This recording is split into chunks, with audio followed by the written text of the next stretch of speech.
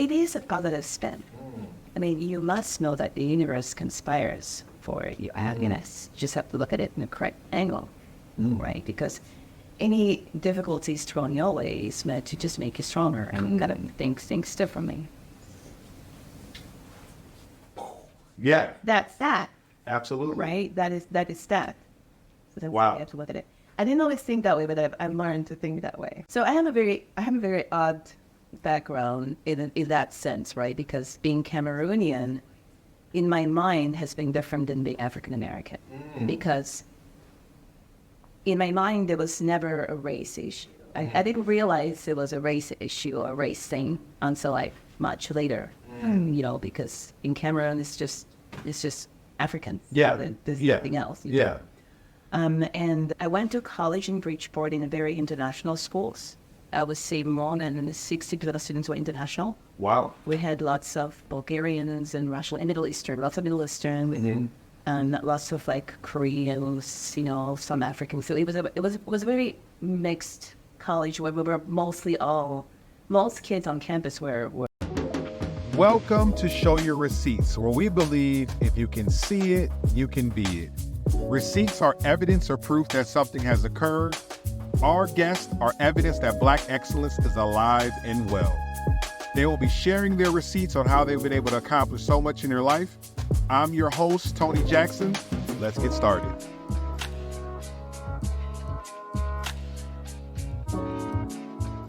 Welcome to Show Your Receipts, where we believe if you can see it, you can be it. Receipts are evidence or proof that something has occurred. Today's guest is evidence that Black excellence is alive and well. I'm your host, Tony Jackson, and we are excited for this episode today. We have a very, very special guest. I'm going to read off some of her stats, as I like to call it. I literally had to edit this because it was so much cool stuff. I had to pick out the top 10 or 15 things. So I'm just going to get going. So first, BS in biology and a minor in mathematics from the University of Bridgeport. She graduated summa cum laude. She has a doctor of medicine from St. Louis University, where she graduated cum laude. She did her general surgery internship at Thomas Jefferson Hospital in Philadelphia. She did her neurosurgeon residency at Thomas Jefferson Hospital in Philadelphia. She did her enfolded endoscopic fellowship at Thomas Jefferson in Philadelphia. She did her skull-based oncology fellowship at Thomas Jefferson in Philadelphia. She's the department chair head of surgery at UP Health Systems in Marquette. She's the department chair of surgery at UP Health Systems in Marquette. She's the clinical lab director at Upper Michigan Brain Tumor Center. She was a collegiate All-American scholar. She's a mother of three, an incredible person, a person I like to call a good friend of mine, Dr. Sonia Geschwindt. Sonia, thank you for being here today. Thanks for having me. It is exciting to be here. I have been looking forward to this, and I thank you for taking the time to be here. And so let's kind of just dive right into it, because I literally just said some things that I don't even know what I was saying. I was describing things that you did that I'm not even sure. And I'm sure it's a lot of people who may be watching this who are wondering, what exactly is a neurosurgeon? So can you explain to me and some of our viewers what a neurosurgeon is and what they do? So neurosurgeon just referred to a surgeon of any kind of neural axis. So it's brain surgery, it's neck surgery, it's back surgery, it's nerve surgery in general. So we take care of head injuries, car accidents, broken backs if you fall. We take care of lumbar disc degeneration, chronic back pain, neck pain, nerve pain, and you name it. Anything to do with nerves and brains we take care of. Wow, that is amazing. So you named so many different things. What does a normal day look like for a neurosurgeon? Like when you're walking into the hospital, what do you see? Well, the reality of medicine is that there's two facets, right? There's a part of taking care of the patients, of seeing them, talking to them, evaluating them. And for a surgeon, there's a part of actually doing the surgery. So my week is split in three different things. There is the clinic week where I'm actually in the clinic. Like today, I was kind of seeing patient, talking to them, seeing what's going on with them, getting to know them, really make different problems. On other days, I then do surgery. So I come in and it's OR all day. You get in there and you're cutting in and you're taking tumors out, fixing, making back, things like that. And the third day is kind of like your admin day. Your day to kind of like review your charts, like do the typical things and notes and documentations and admin, to kind of like regroup everything and run your practice. That is amazing. So let's dig into that surgical part that, you just kind of like, just go in and do surgery. It's no big deal. Yeah. What does that look like? Like, is it like what we picture on TV? Like, I know you scrub in and you do all of that stuff, but like, what exactly is that process? Are you nervous? What is that like? So, how you read all those years of like this school and that school and next week? I mean, the whole point is that you go through the training you need to have to perform the surgery. So when you are going in the OR, you are the team lead, you have your nurses, you have your techs, you have your assistant, they are all looking to you. So you're not nervous because you know what you're doing. You've trained for it, you know what you're doing, So it's more of like a moment to go in and to shine and take care of somebody, So it's very empowering, it's very confident, it's very like hooray. But also there's also the pressure of knowing that this person's life is in your hand. So you also have to be on your A game and you have to lead your team. So it's like all those feelings kind of all mixed together. But the thing about surgery is that you have the chance fixing something, of making something better, like by the work you do in that moment. I mean, how often do you get to do that? Yeah. You get to kind of like help a person, save a life, save a brain, just by what you do. So it is awesome. I mean, that's why they do surgeries, right? The surgeons do that for that instant, like, I can help you, I can fix this, I can get you better. Wow. That is amazing. And so I've heard about some of these miraculous improvements that people can get from, being treated by a neurosurgeon and having surgery. And obviously we don't want you to divulge names or anything, but can you share like maybe a particular experience or surgery that you've done, like how the patient came in, and then after you doing the surgery, what was the end result of that? So I have a few of those stories, actually. And the truth is that they can go very great or they may not go great. Great is what you kind of strive for. A couple of them actually stick with me. I had a young man that was involved in an unfortunate accident. He fell off the bike and ran over the railing, mountain biking, and broke his neck. He pretty much dislocated his neck. And when he did that, he kind of pinched his spinal cord and he was severely compressed. So he came in, he wasn't able to feel his hand or feel his feet. So what I had to do a 2-part surgery going in front of his neck to kind of try to realign it, and go in the back to add some instrumentation like screws to hold the bones together. And at first, when he woke up, he still could not move, but with time, the doctor began to feel his fingers, feel his toes, and then he was able to stand and he was able to walk, which is really, really amazing, And that's one. Another one I remember also is to do with a car accident. A patient that came in was in a car accident, kind of cracked her skull, had a pretty huge, bleeding out the brain and whatnot. And that's going to have one of those TB things that you see where you have to drill holes. So it's not quite like that. Yeah. It's a bit more invasive because what we actually have to do in those cases is we have to open up the whole half of the head, and you kind of remove the whole skull itself on that half side, take the blood out, clean everything out, and kind of reattach everything together.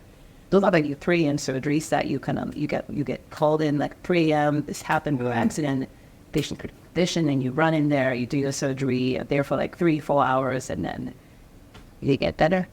That's pretty awesome. Wow. So Ben, you just hit a couple of things. First of all, I didn't realize my biking could be that dangerous. Mountain biking can definitely be that dangerous. Wow. So there's so many questions I have even from what you just said. Do the surgeries that you do and the people you treat cause you to live your life more cautiously? Are you you're seeing so many different things and you're nope, not doing that? Yep. I will have a trampoline at my house, and I will never have one. My kids know not to ever jump on a trampoline. Those little somersaults you do, you can easily break your neck. It's silly. Wow. Yeah. No diving in shallow water or shallow pools. Absolutely not. No biking or doing anything without helmets and without a proper bracing. Yeah. No motorcycles. But I mean, the thing is that you can get injured in so many different ways. But Right. you can avoid the obvious things. It's just in-house. Absolutely. Yeah. Wow. And so it's so crazy. You were talking about just, take off the side of your skull and no big. This is a dumb question, but I have to ask it.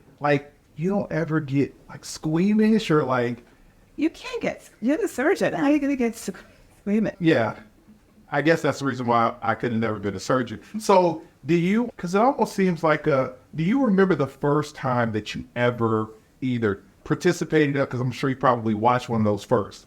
You remember the first time that you saw them like take a part of somebody's skull and you're actually looking at a human brain? Like, what was that? But that's an interesting question that you just asked, because when I was growing up, I was planning on becoming a cardiothoracic surgeon. You know, I had read about like heart transplant, and I had a survey that brought up blood that was saved, and I was like, I'm going to be a heart surgeon. You know, that was my thing. When I got into medical school, though, and I had to do like a shadowing rotation, that field was filled. There was no spot like in predatory surgery. So I had to go into bigger different specialties. When I got to the board, neurosurgery was the only one that nobody had picked out. You know?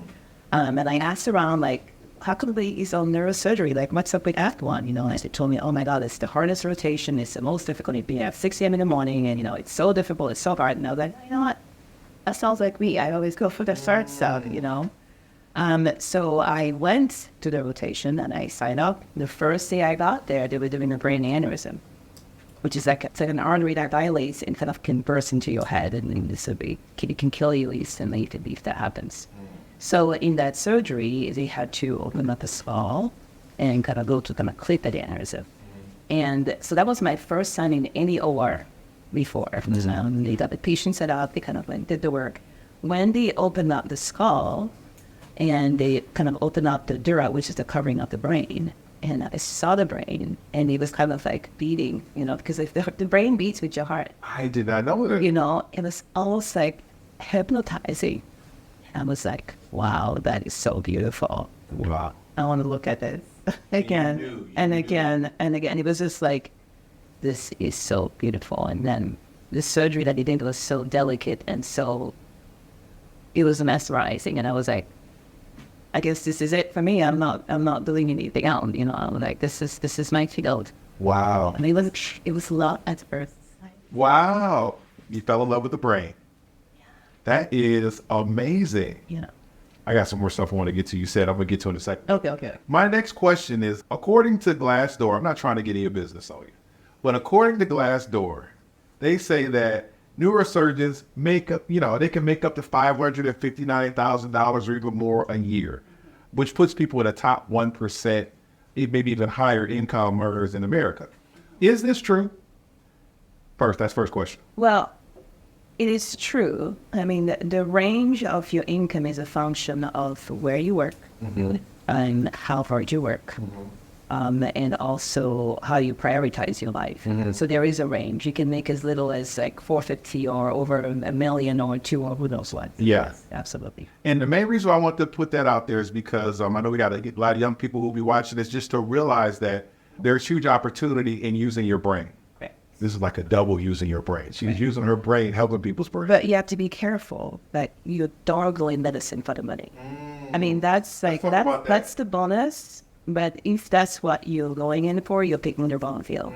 Because you can make money doing other things. Medicine is more about a personal passion. Absolutely. You know, the money is just a reward. It comes with the job, but it's not why you do the job.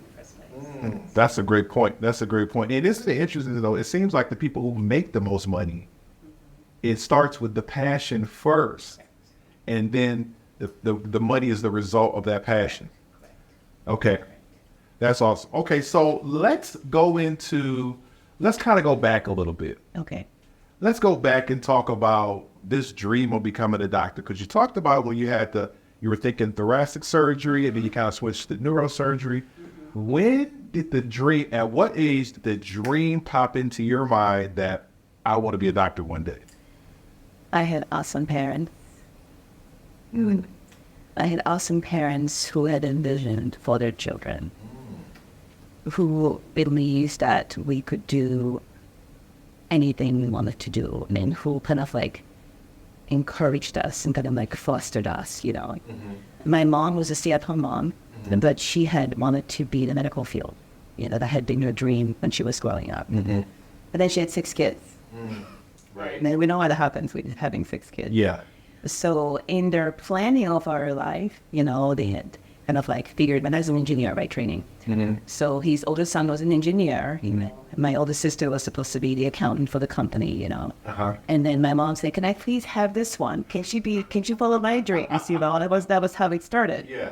So when I was a kid, she'd be like, "You're going to be a doctor, like most of your doctors, what are you going to do, And I was like, okay, as a kid, you don't really think about that. Right.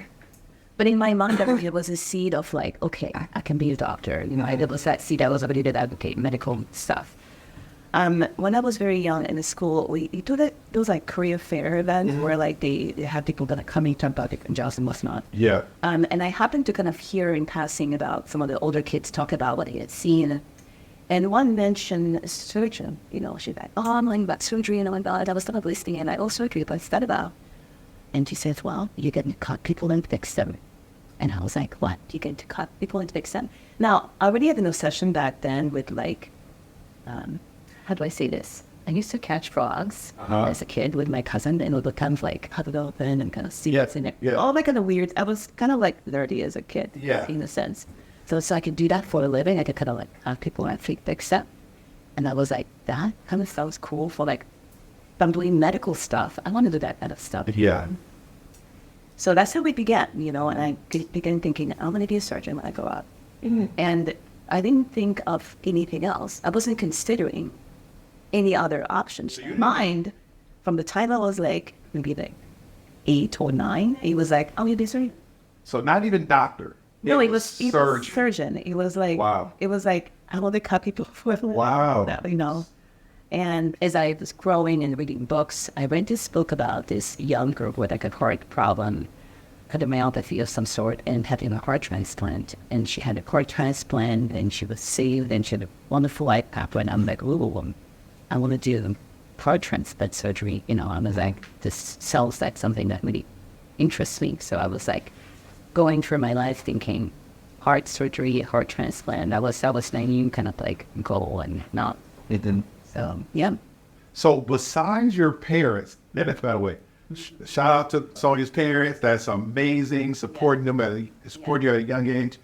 Besides your parents, were there any other people when we were young who were like behind you or really encouraging you in your dream?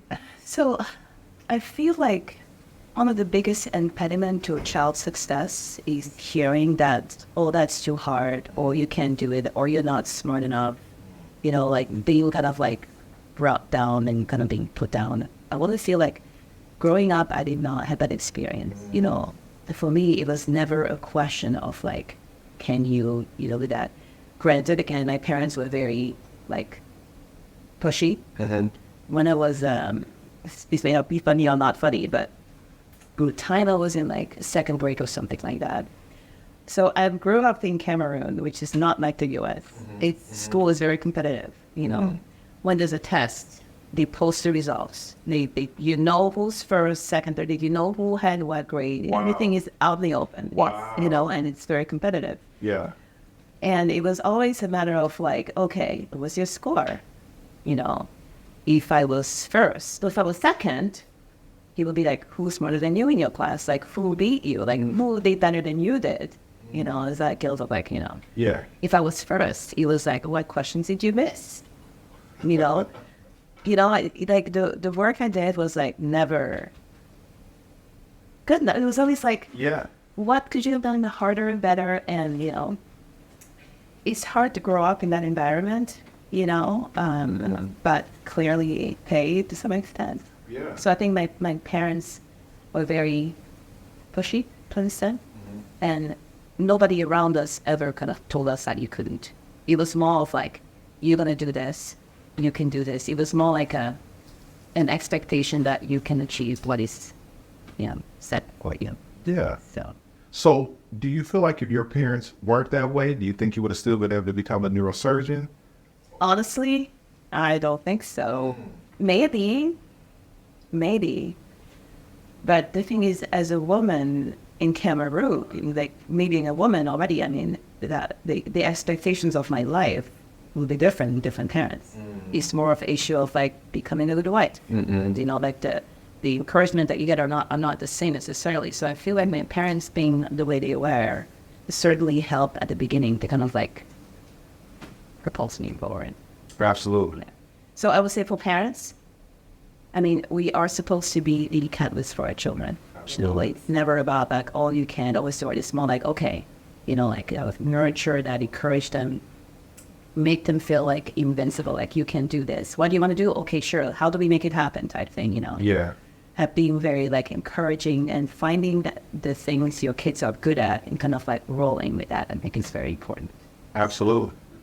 And so when you thought about becoming a surgeon, besides the fact that when you were a kid, besides the fact that your parents were encouraging you to do this, what did that represent to you? Was it just like, oh, this is like a cool career? Was it like, oh, I want to make my parents proud? Was it like, I just want to go out and help people and fix people? What was that? What did that goal mean to you to become a surgeon? To be honest, I didn't have a clue. I mean, as a kid, you don't have a clue, right? Because I think that growing up, it was more about the idea of achieving, right? Because I had been ingrained in me of like achieve. And I thought it would be something cool and fun and awesome to achieve. I was asked to do something medical. Well, I'm like, you're cutting and people fixing them, so I could achieve what I was expected to and also enjoy achieving. And I had never seen a surgeon, met a surgeon, talked to a surgeon. I had never, nobody in my family is in healthcare. My dad is a first generation, like self-made person. He's the first to go to college in his family.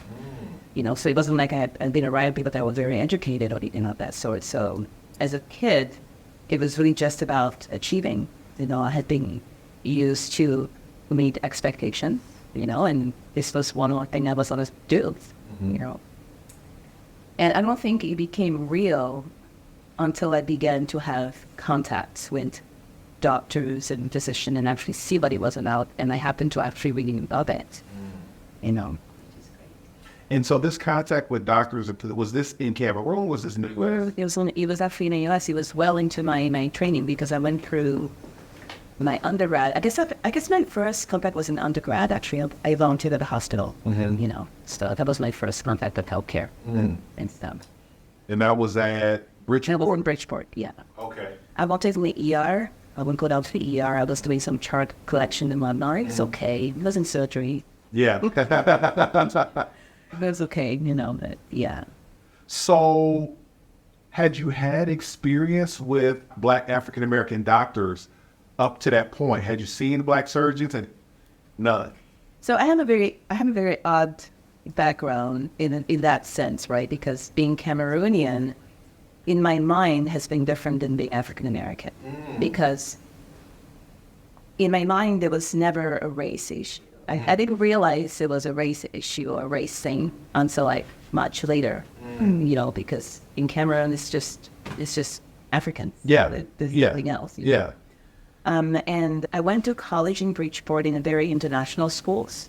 I would say more than 60% of students were international. Wow. We had lots of Bulgarians and Russian and Middle Eastern, lots of Middle Eastern, and lots of like Koreans, some Africans. So it was a very mixed college where we were most kids on campus were international students. It was a very small private college, which was a great thing for me, I think, as a transition to the U.S. Yeah. So in college also, we were mostly foreigners and some Americans who, I didn't see myself as a Black anything. Yeah. I was just, another international student and not. So, yeah, it's weird. Yeah. And, because one of the taglines we use is, we believe if you can be it, you can see it. And so when you were first of all, how old were you when you migrated to the U.S.? So it was, my path wasn't straight, and paths aren't supposed to always be straight. Right. So apparently I was smart because I finished high school. I think I just turned 16 when I finished high school. At 16? You just turned 16? I think I might have skipped a couple of grades. I think I skipped, I don't know what they would correspond in the U.S., but I skipped a couple of grades. So I finished at 16. And first my parents sent me to Canada because my brothers insisted I come to Canada just to do schooling. That wasn't the best environment for me because I got there, I was in an apartment with my brother and sister who were 2 years and 4 years older than me. They apparently were not as motivated as I am because my sister was not always going to school. And I went there, I did one semester there at the university, in a public university. And those were the worst. That was the worst year of my life. Wow. It was the worst because I kind of lost my focus. Imagine you send a 16-year-old to Canada with her 18 and 20-year-old brother with no parent supervision at all, and like say, okay, here, go to this foreign country with foreign cultures and like everything is different and figure it out on your own. Oh, that was terrible. That was the first time I got like B's, and I got a C too. And just don't talk about that. Oh no. Talking about it. But I kind of like got there and realized, oh, there's life, you know? Oh, you can hang out. Oh, you can go to parties. Oh, you know, I don't have to go to class, really. And then I think I kind of lost myself for that semester. And when I got there also, I met with my advisor in Canada. And he looked at me and says, you're not going to get to medical school. He told me that. You know, I mean, in retrospect now, I can look at it differently. But as a student back then, I don't think I realized what was happening because I didn't have medical school. So the rate of offenders is like 3% for international students. There's no chance of you getting in. You know, you can do chemistry if you want or something of that sort. So that was kind of like, oh, so I'm gonna get medical school. Okay, here, you know, I kind of like lost my drive for a little while, and I kind of got lost. You know, I had some friends, wasn't keeping the best company, you know, and I kind of like did crummy. And at the end of that semester, I wrote a letter to my dad. I was like, I don't know what I'm doing, you know, this is not working, I'm not happy here. I kind of like wrote a very unhappy letter and whatnot, you know, and you could see based on my work, I mean, that was not me. So he made me come back to Cameroon at that point and sort of from scratch. So we found a company that then helped place me in the right place, which was this university in the U.S., you know. And so I lost, I guess, a year between kind of going to Canada at first and then kind of getting back to Cameroon and then coming to the U.S. So when I got to the university in Bridgeport with this new, like, okay, now we're going to do this. I can get medical school through the U.S. I can kind of get after my dreams. I was like, okay, I'm getting a second chance here. So I kind of blew it through college. 3 years, I was taking 21 credits every semester. Wow. And 8 in the summer and that minor. And yeah, kind of went from there. So wow, you're at University of Bridgeport. You're doing 21 credits a semester. Yeah. That's like 2 semesters in 1 year squeezing in. Talk to me about that time. Those were interesting days because, you know, they say you're supposed to work hard and party kind of thing, you know. So I worked very, very, very hard, and I partied some because you have to have balance in your life, right? And I was hanging out with Russians, to be honest, back in the days. But anyway, so I think everything comes down to having a vision, to having a dream. I think if you know what your end goal is, every decision kind of lines up. Everything kind of makes sense, you know. My end goal was becoming a surgeon. Everything I was doing and was like, to become a surgeon, I had to get my credits, I had to finish my college, I had to get all A's. I finished with all A's. Actually, I almost got a B once, still not good there. But I think once you have a direction, once you have a goal, everything becomes easy. And I think that's what's so important. So my goal was to finish up and make up for the year I lost. I was driven by that idea to get the best score, to get into medical school, you know. So at each step, at each point, I was thinking, what's the next thing I had to accomplish? So in undergrad, medical school. In medical school, residency. Keep your eye on the target, you know. But yeah, but again, of course, keeping some balance. So I had some friends I would hang out, I would go to parties as well, I would do that. But also keep in mind that the intention of the hanging out in the party is to keep you safe. It's to keep you balanced. But you cannot be unsafe to the point that you're compromising your goal, you know. So the reason I'm cool is, well, kind of maybe cool, is because when I was in college, yes, I studied hard. You know, I pulled overnights all the time, overnights, whatever. Yeah. And it seems like that's not just something that you had to worry about in school. It probably kind of carries out through your entire path as a neurosurgeon. Even now, you have 3 kids, you know, you have a husband, you're doing a lot of different things.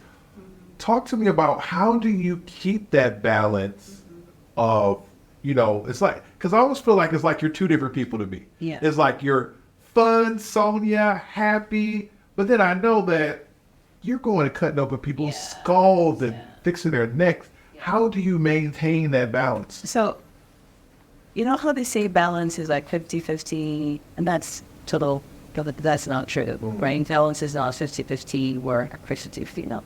So, I work most days from 6:30 to like 6:30 or 7. Most days are like 12-hour days for me.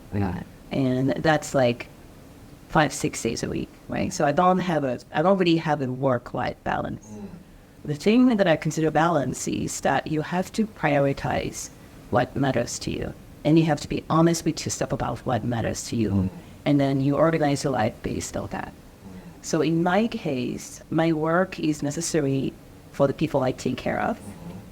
And it's also my contribution to the world. That's what I bring to the world. That's how I can make things better for everybody else. So my work takes a very large amount of my time. Now, what that means is I have less time for normal things, you know. And what I do is I get help. Because you can't go through life without having the right support system. Right. So for things like personal family life, right, I have a housekeeper. It was great. She comes to my house every day. She makes all the bed, cleans all the counters, cleans my house, because I like a clean house, and I don't have time to do it, right? She does my laundry and my ironing. So it's done. I don't worry about it. I have a wonderful babysitter, or nanny, who takes care of my children. You know, she has directions of what to do with the, you know, with the kids and stuff. So when I'm home with my kids, all I have to do is love them. I don't have to wash their clothes. I don't have to worry about like different things. I just can be with them and just love them and have all the time with them. Even, you know, on my days off, you know, I'm not worrying about doing the laundry. I'm not worrying about, you know, we hang out, we have quality time. The focus really, when you have little time, is to make it purely quality time. Yeah. You know, so that's kind of how I create that balance for them. And also, there's time for myself, because you have to have that time for yourself to become replenish yourself. So fortunately, I need very little sleep. I can function on like 5 hours a night for a very, very long time. So my personal time is when I go to the gym, which I go twice a week in the morning at 5:30. I know. But the thing is that my life would seem extremely unbalanced to a normal person. Right. But for me, it works. You know? And I have a very small group of friends. I have this very tight. I have like 5 good friends. You don't need to have 20 friends. 5 good friends who are like my fortress. I can talk to them about anything, any point. I can open up to them, and you need to have that kind of like support system also. You know, I don't have to call them every day. And we can go for like a month with a text or but when I need something, you know, they are there for me.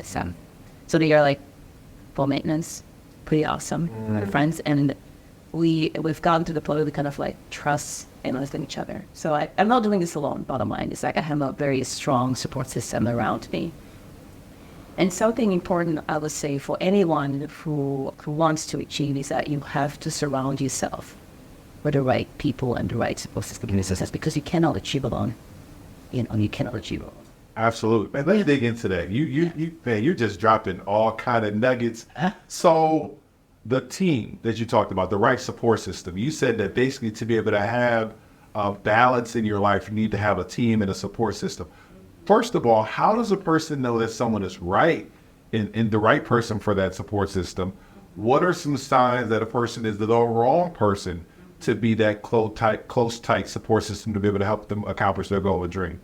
So that is tricky and difficult, right? Because I was very fortunate, all blessed, to have had the right parents, because that's where it all started, right? And throughout my progression, I have had several other mentors that I kind of got to meet, and that kind of like supported me and kind of brought me forward. But I think that as a young person, it's hard to sometimes figure out who is good and who's not. It's really hard to figure it out. But again, I think if you invest your time on people who share and support your dreams, you know, as opposed to somebody who's kind of like more like bringing you down of like, well, that sounds very hard. Are you sure you can do this? As opposed to like, let me see how I can help you do that. Something as simple as that. Like somebody who's more looking to like help you achieve, help you accomplish. And also somebody who shares your vision to want to make you succeed the way you see yourself succeeding, not the way they see that you should be doing, which are two very different things, And it's easy to get tempted by what the picture of success is supposed to be for you. For many women, sometimes the success is like finding the right husband, who will take care of you, who will make you comfortable, and it's very tempting sometimes because you can get into with a partner who promise you all that and, X, Y, Z. But if that's not what you want for yourself, then that's not the right partner. Unless it will support your own personal desire to grow. So it can be difficult and it can be hard, and same thing with friends, if you have friends who are always kind of trying to kind of like put you in situations where it's like, this is not good for me.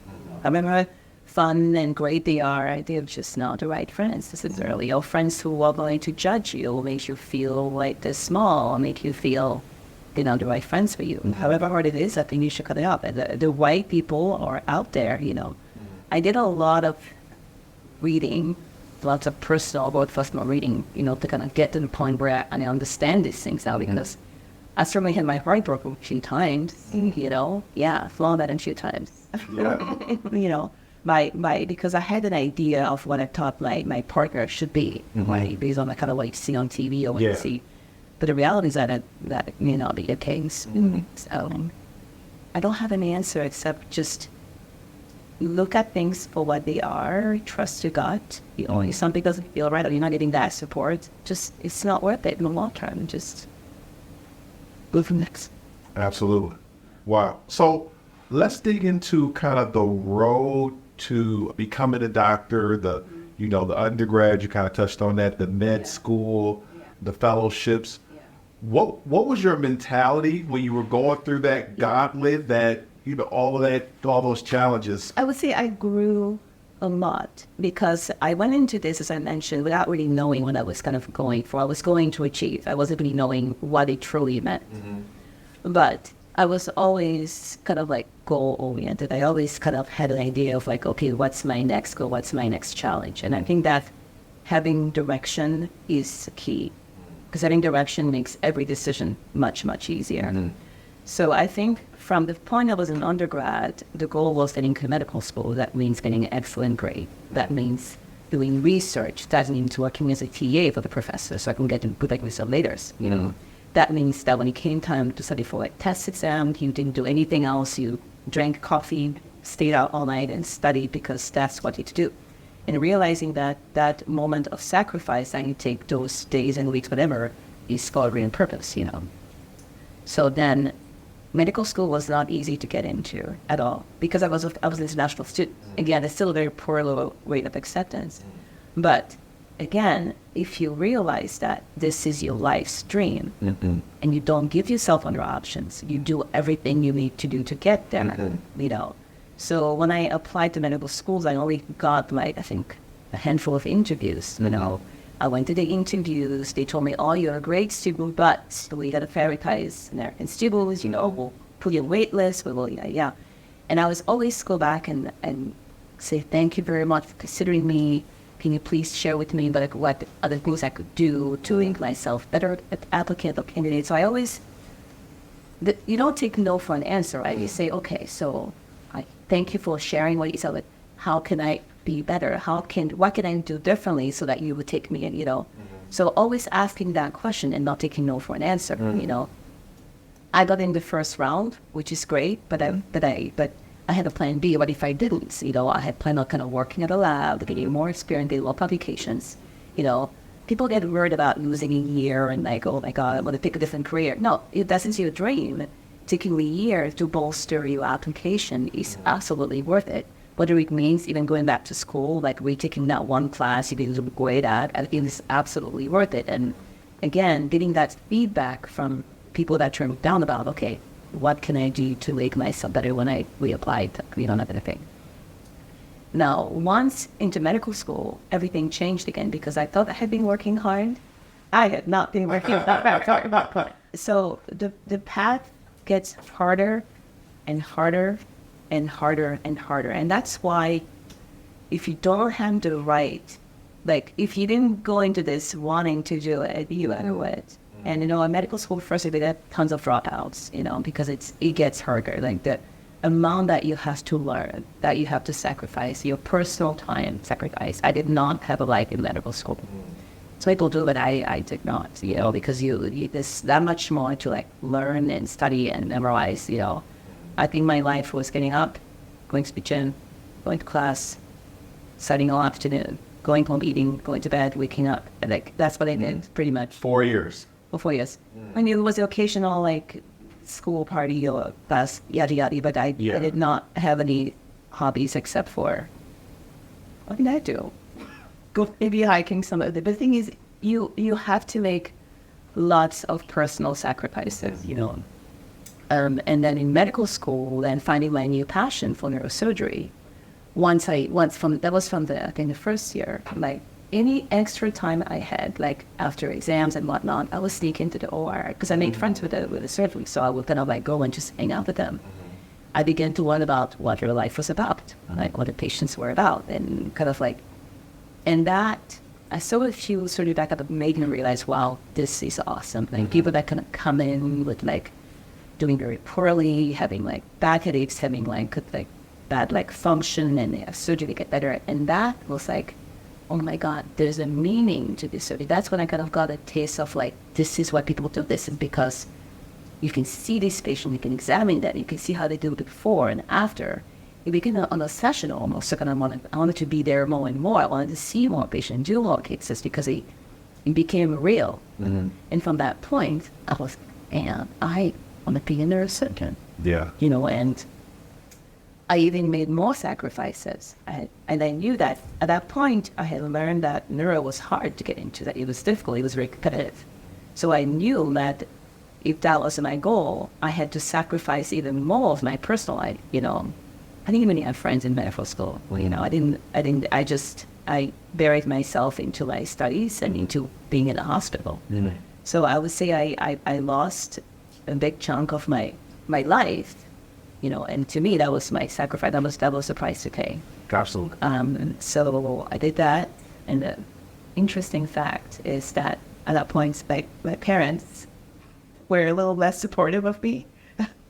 In medical school, when you were in medical school? Yes, because, how old was I?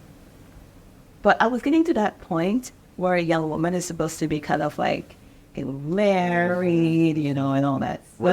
Kids. You know, like, you know, in Cameroon, when you hit 24 years old and you're like not engaged, or it's like you're getting to be old, and it's like, oh, what's going on? What's wrong with her?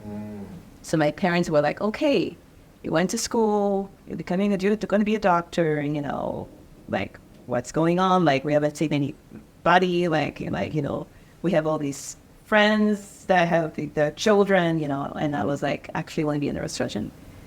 And my parents were like, that's too much schooling. How many more years of school? That's 8 more years of school. You're only too old to get married. We don't think you should do that, you know, X, Y, Z. Do a different field of medicine. That was a weird shift in my parents and whatnot. Yeah. How did you deal with that? So I actually considered doing something else for a little while. You know, I considered, okay, what else could I do? Because neurosurgery, it is one of the hardest field in medicine. It is, you know. I actually did some research before this interview. It says one of the top 3 most difficult to get in, to match into. And to practice, you know, it's a very difficult life. And at that point, I was realizing, I was seeing it in the people I was working with. So and the thing is, funny enough, I mean, I had worked hard partly for my parents, you know, so at that moment I was like, maybe they were right, you know, or maybe I should consider a life, maybe I should, you know. So I was like, okay, what else can I do that could bring me light? And I thought, maybe ophthalmology, you know, the eye is touch of the brain. I'll still be close to the brain, you know. And I did some rotation with ophthalmology, and it was just blah. It was just like, I was just like, I cannot do this myself. I cannot spend the rest of my life doing something other than what I love to do. I mean, how can you push and that passion. I was just like, I just can't. I told my parents, I'm sorry, but this is my dream, This is what I'm gonna do. And they cut me off. Really? They did. So what was Because that they wanted what was best for me, and in their mind, more schooling, more isolation. I mean, they were seeing my world get smaller. I mean, Yeah. that is not, probably doesn't seem healthy, right?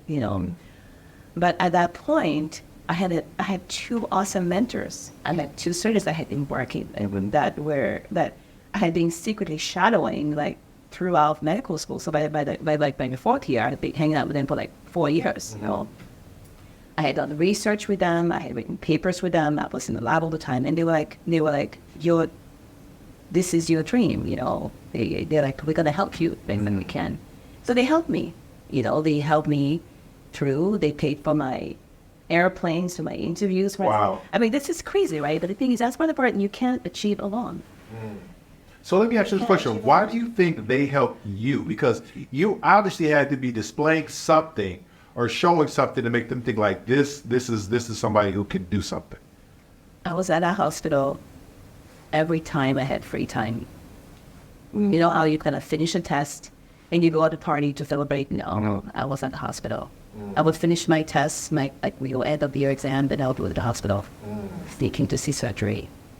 I was like a little rat, whatever you think. I was just following them everywhere, wanting to learn, wanting to do more, asking to the project. I was like showing them my interest, and I was really, for me, I was really. They could see that was living and breathing there, the surgery. So I think that kind of touched.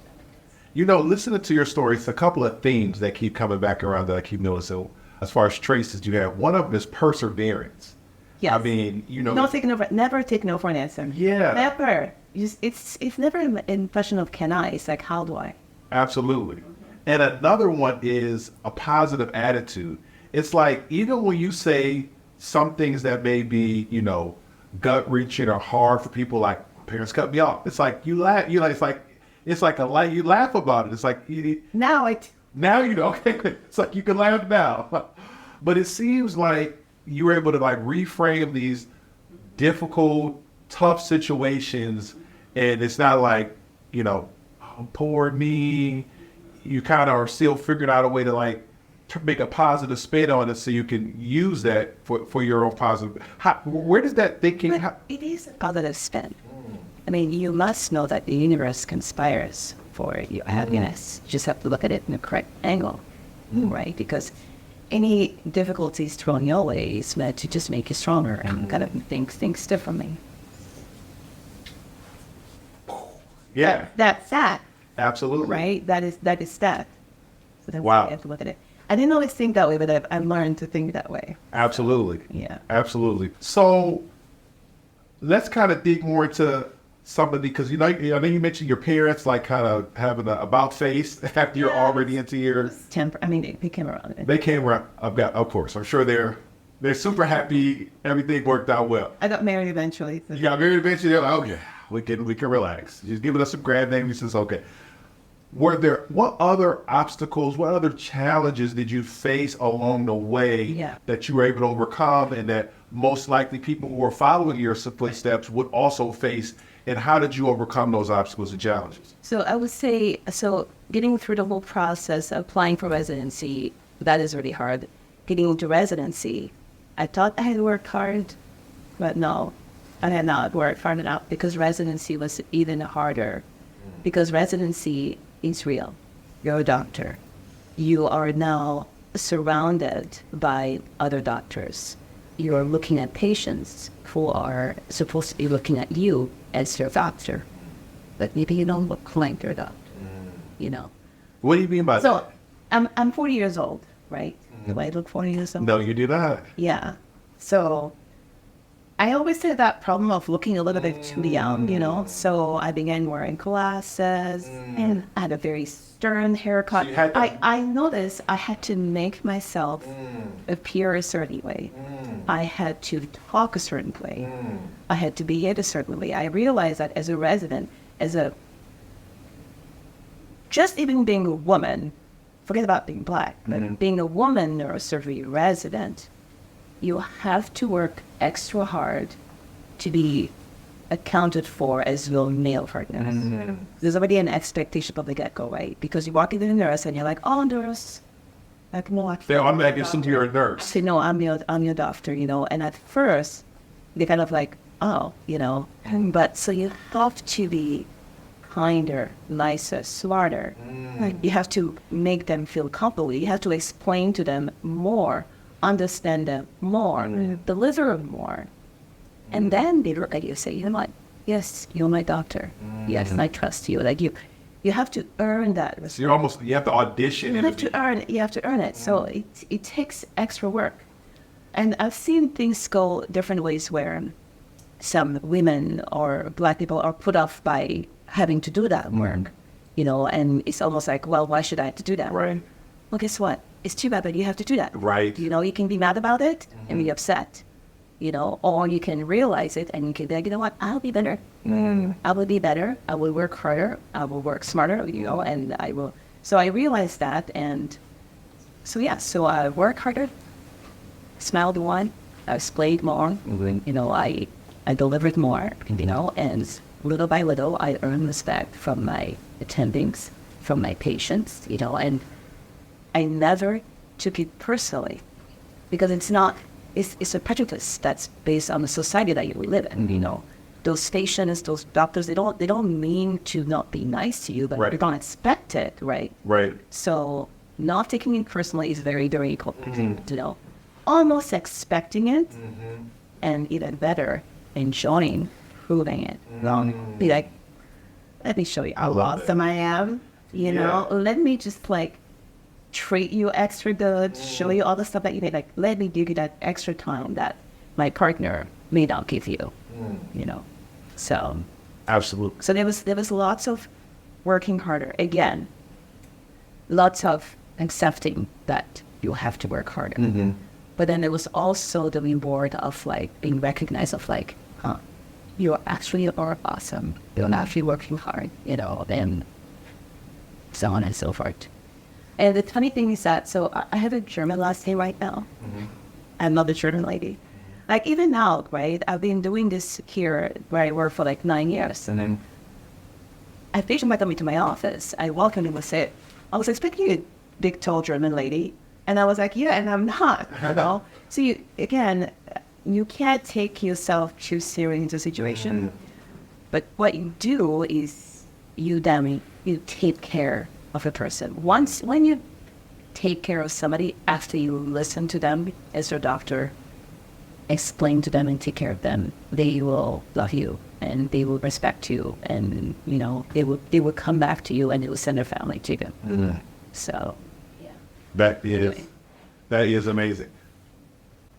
So let's dig into that. You just touched on so many great things. You talked about the idea of basically understanding that a lot of times the playing field may not be level, but not allowing that to sour your attitude or, affect you in a negative way where you get bitter or too upset about it, where you still could go out and perform. Talk to me a little bit more about that, because I've experienced that myself, and taking that and using it, kind of putting a chip on your shoulder, using it to kind of give you energy to go and overperform, to show people what you can do. Talk to me about how you still maintain that positive outlook, and you turn that, that what some people will call an obstacle or a challenge or a weight on your back. How did you turn that into fuel to be able to make you this amazing neurosurgeon? You have to love yourself first. You have to love yourself. You have to know that you're awesome. You have to know that you know what you're talking about, that you know what you're doing. The first thing is being confident in yourself. Now, it's very common for women in general, or blacks, to feel like imposters. Like you're in a room, you look around. That happens to me a lot before, when you look around and you're like, there's all these people that are nothing like you, and they look so smart and so confident. And suddenly you're like, oh my God, am I as smart as they are? Am I as good as they are? You probably know more than I do. Oh my God, I shouldn't be here. I don't really belong here. And you make yourself smaller and smaller and smaller and smaller. the reality is that if you really think about it, they maybe turn the same way too. That maybe they're covering up their lack of knowledge with confidence, and who knows what. I always try to think about it in a way that as I have worked hard, as I have learned more, I've learned to know that I know my stuff. Now, we're not meant to know everything, right? But when you work hard at something, you deserve to be there. You deserve to get a table. You deserve to be heard. You need to be in that room. That you deserve to be there. So coming to the point where you will have that confidence of like, I haven't worked hard. I have learned just as much. I have learned more because I've applied myself even more. I deserve to be here, That is the first step to having that confidence. So that when somebody else questions your ability, like, I know I'm great. You can question me, but it doesn't affect let me show you how great I am. But you have to have that inner confidence.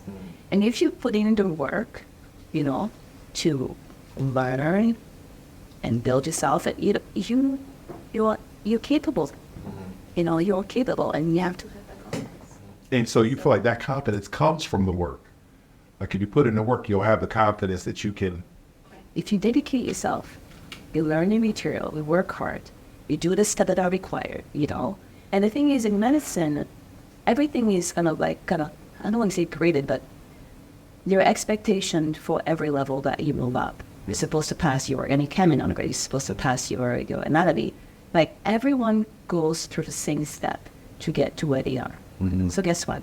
If you get to where you are, it's because you have achieved all those expected steps. So you deserve to be there just as well as anybody else that's there.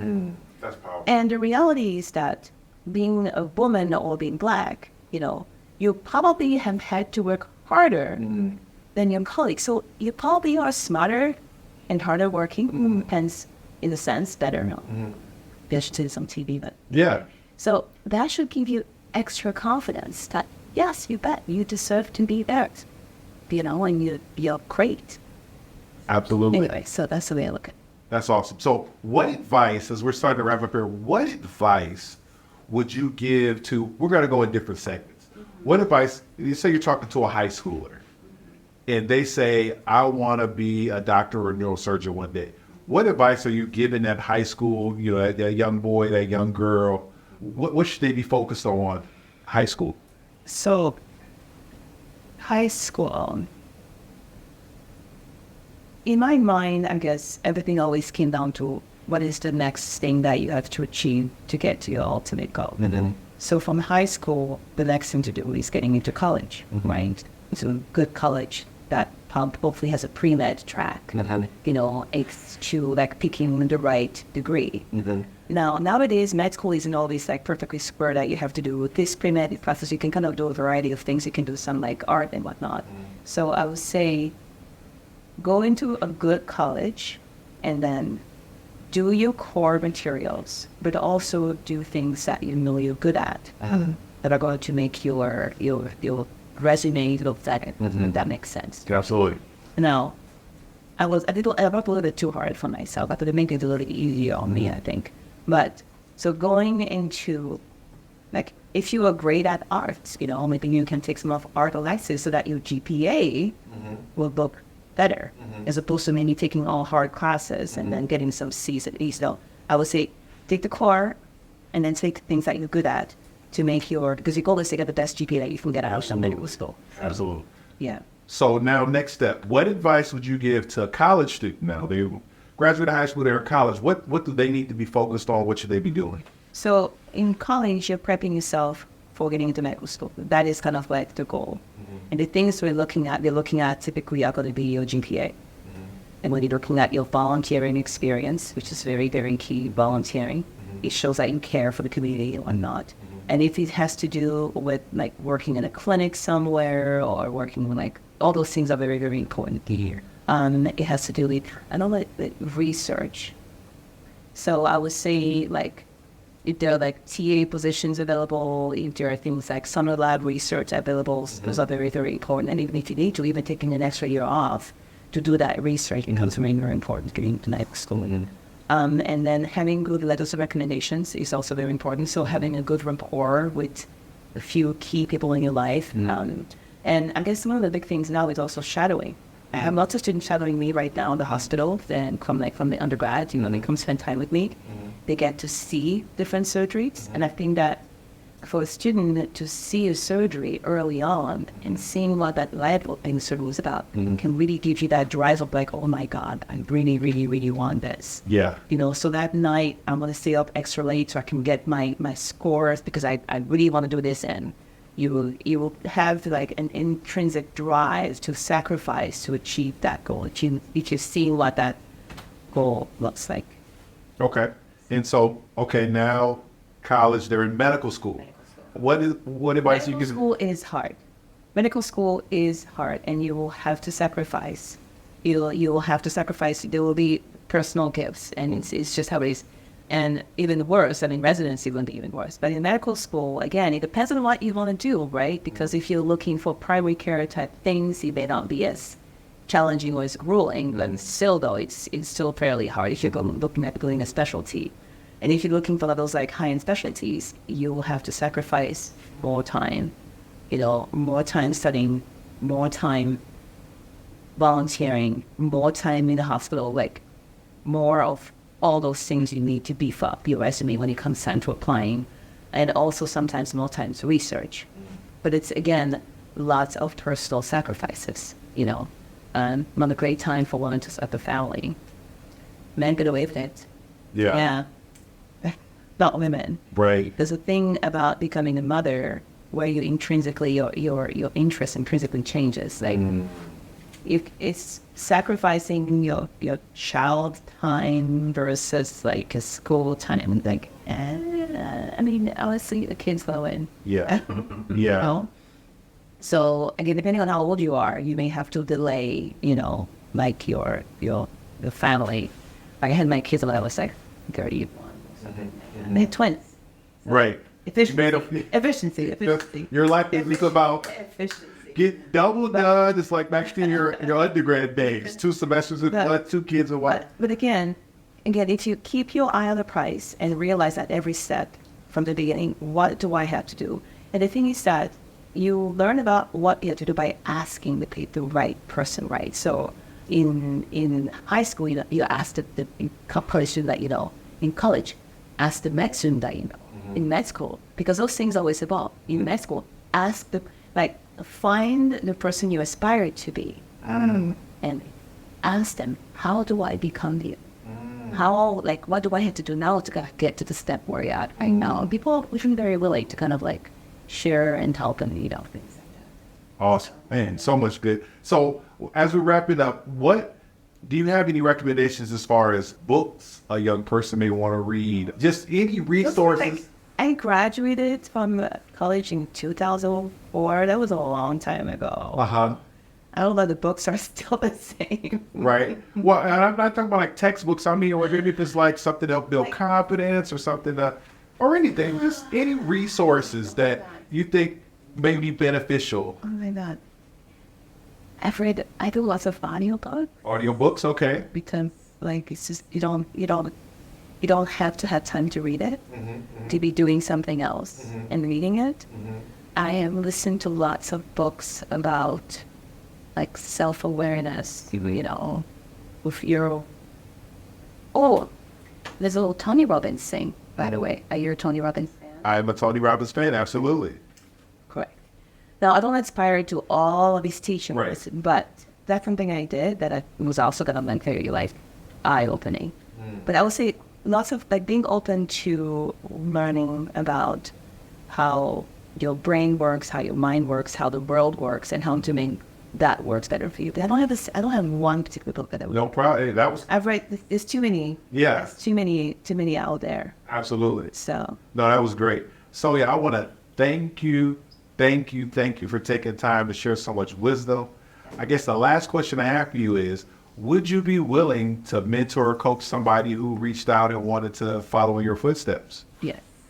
Awesome. So is there a best way to get in contact with you? Is there email, or what would be the best way for a young person to want to? I don't read my email. You don't read your emails? Because you're a neurosurgeon. You don't have time to read emails. But so, first of all, I don't have time to randomly mentor somebody who thinks that maybe, Right. they may want to, but I think I'm very willing to mentor and assist a person who is driven, who wants to achieve that. Absolutely. Goals, and who has given themselves no other option. Absolutely. That person I would make the time for. Absolutely. And be able to find me. Absolutely. If you are that person, reach out to me, and then I'll filter it and I'll get the message to Sonia. Sonia, thank you for taking the time to share your wisdom here on Show Your Receipts. We really appreciate it. I believe that this interview is going to be impactful to some young person. You've inspired me, and I know you've inspired some of our viewers as well. So thank you for sharing your time. Thank you for having me. No problem.